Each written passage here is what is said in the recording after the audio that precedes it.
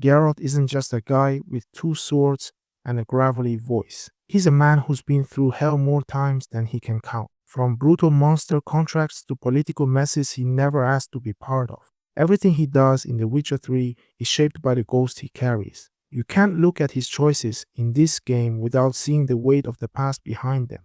He doesn't just react to what's in front of him.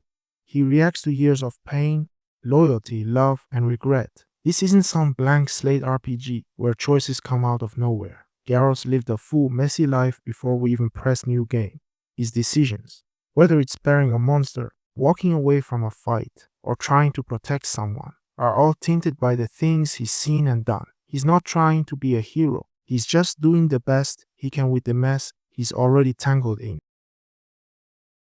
Geralt's story starts long before we meet him in The Witcher 3. As a child, he was taken to Kaer Morhen, the keep where young boys are trained to become witchers. Most of them don't survive the process. Geralt did, but not without losing something in the process. The infamous trial of the grasses, a brutal alchemical experiment, altered his body and stripped away parts of his humanity. Faster reflexes, better eyesight, immunity to disease, all at the cost of emotional suppression and physical pain. And because he handled the mutation so well, the mages pushed him even further, testing him with additional experiments. What came out of that lab wasn't just a mutant. It was a man designed to feel less, care less, and kill more efficiently. That kind of upbringing leaves marks deeper than scars. Geralt was trained to view life through contracts and coin, to treat humans and monsters the same, as just part of the job. He wasn't raised to understand love or friendship, just survival. It's why, even well into his adult years, he often comes off as distant or emotionally flat. Early in his career, you can see that detachment clearly. He shows little remorse for killing sentient creatures or walking away from people in need if the job doesn't require his help. To most people, he probably seemed like just another killer for hire, and in some ways he was. But that coldness isn't just who he is, it's who he was made to be. And that past still creeps into his decisions in The Witcher 3. Sometimes he walks away from political chaos because he's learned not to care. Sometimes he gives someone mercy, not because he's emotional, but because he remembers what it's like to be seen as a monster. You can feel it in how he approaches each contract, with caution, professionalism, and a bit of emotional distance. He doesn't let many people in, and even when he does, there's always that layer of armor between him and the world. It's not because he can't feel, it's because he was taught not to.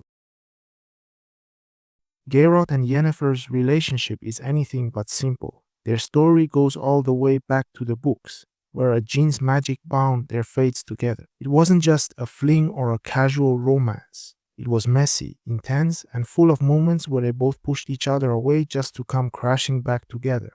Through the games, especially in The Witcher 3, you can feel the weight of all that history. They've broken up, gotten back together, saved each other's lives, and still managed to never really talk about how messed up it all is. They're not your typical couple. They're a storm that never quite passes. The gene's wish Geralt made years ago, to bind his fate with Yennefer's, throws a shadow over everything they do. Neither of them knows if what they feel is real or just the result of that magic. And while they both try to pretend it doesn't matter, it does. That lingering doubt haunts them in The Witcher 3, especially in moments where they try to be honest with each other. It's not just about love. It's about control, vulnerability, and whether two people who've been through so much can actually choose each other freely. The question is always hanging there, even when they're not saying it out loud. This emotional mess hits hardest in quests like The Last Wish, where Geralt and Yennefer finally confront the magic between them. It's one of the few times in the game where you get a raw, unfiltered glimpse into their past and what it means for their future. Depending on your choice, Geralt can end the magical bond and see if the love remains, or decide that the mystery is too dangerous to unravel. Beyond that, their moments together in Skellige, from quiet talks to battles, show a relationship still trying to find solid ground. Every decision Geralt makes involving Yennefer is layered with past love, pain, and the question of whether they're destined or just doomed.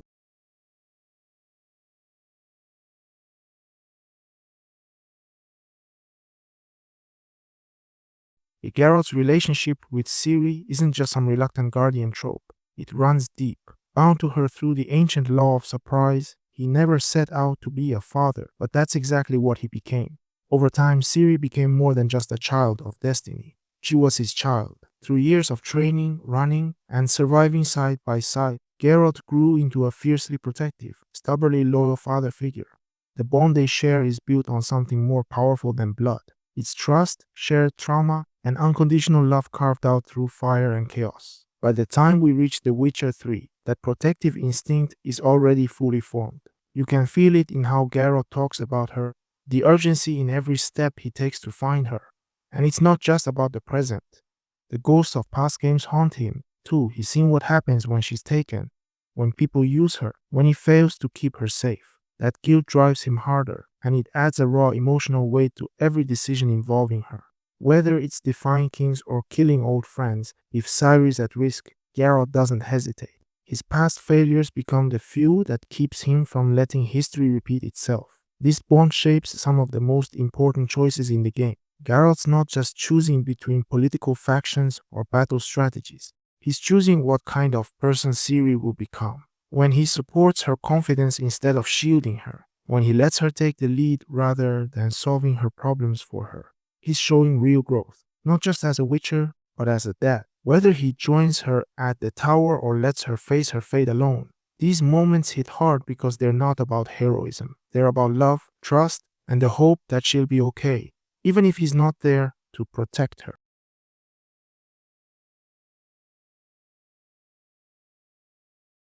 Geralt's life is full of blood and danger, but what keeps him grounded is the small circle of people he actually trusts. Friends like Dandelion Zoltan, Triss, and Vesemir aren't just background characters, they're part of the family he's built over decades. These relationships, formed long before the events of The Witcher 3, influence everything he does in the game. Whether it's the reckless bard who always gets in trouble, the grumpy dwarf with a heart of gold, or the sorceress who once loved him, they've all stood by Geralt's side through wars, heartbreak, and hunts gone wrong. That loyalty runs both ways, and when they need help, he doesn't think twice. In Novigrad, we see that loyalty in full force.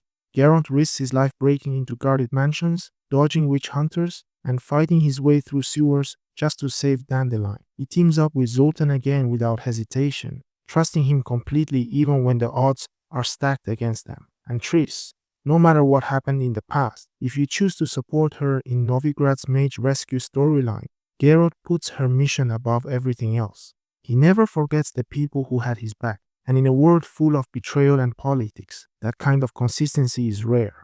That same bond is even stronger when it comes to Kaer Morhen. Geralt calls in every old friend he can find to protect Ciri and stand against the Wild Hunt, and they all show up, not because they have to, but because of who Geralt is to them. Vesemir's death hits him hard because it's not just the loss of a mentor, it's losing the man who helped shape him into who he is. That loyalty to his own is what gives those battles emotional weight. It's not about saving the world, it's about protecting the people who are his world. Now contrast that with the new faces in The Witcher 3, people like Radovid and Dijkstra. These guys play games, manipulate others, and treat loyalty as a tool, not a bond. Geralt doesn't click with that. He can work with them when he has to, but there's no trust there. Where his old friends are driven by connection and shared history, these new players are motivated by power and control. And Geralt, who spent a lifetime choosing loyalty over politics, knows exactly who he's willing to bleed for and who he'll walk away from without regret. Geralt's life is constantly surrounded by death, and it's not something he can ever fully escape. Over the years, he's lost people close to him. Friends like Leo and Eskil, whose deaths still linger in his mind long after their last breaths. The losses from Witcher 2 weigh on him too, adding layers to his grief and shaping how he views the fragile line between life and death. These aren't just background stories, they haunt Geralt's thoughts and influence the way he approaches every dangerous situation. Death is part of his world, but it's never just another monster to slay. It's personal. That grief and guilt twist Geralt's choices throughout The Witcher 3. Sometimes he shows mercy, letting creatures live because he understands pain and loss all too well. Other times, his sorrow turns into rage and vengeance, driving him to punish those responsible for suffering. The death of Vesemir is one of the game's most powerful moments, shaking Geralt to his core. Losing his mentor and father figure pushes him into a place where grief fuels determination. He's not just fighting for survival anymore, but for justice and closure. It's raw, emotional, and shows how deeply death affects him on a personal level. This guilt also colors his decisions in quests like the Whispering Hillock and Bloody Baron. With the Hillock, Geralt struggles with the consequences of choosing mercy or destruction, weighed down by the lives that hang in the balance. The Baron's storyline is drenched in tragedy and regret, with Geralt trying to piece together a broken family torn apart by violence and loss. In both cases, you can see how guilt drives Geralt's sense of responsibility, making him wrestle with what's right and what's necessary. His past losses don't just inform his story, they haunt his every move.